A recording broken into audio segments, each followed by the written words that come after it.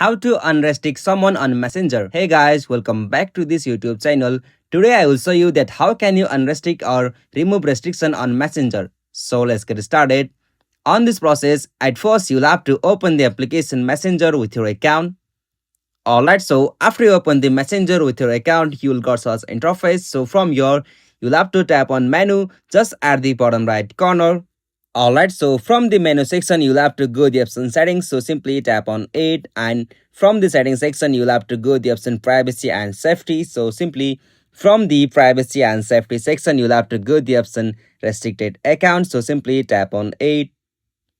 Alright, so from this restricted account section, you'll be able to find every restricted account on your Facebook Messenger. So from here, to unrestrict that, you'll have to just tap on that person ID, and from here at the bottom of your screen, you'll be able to find the option unrestrict. So you have to tap on that option, and after you tap on that option, you'll be able to unrestrict that person on Messenger. So this is the easiest and simplest method.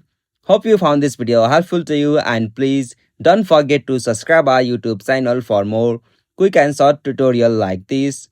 Thank you for watching this video. Have a nice day.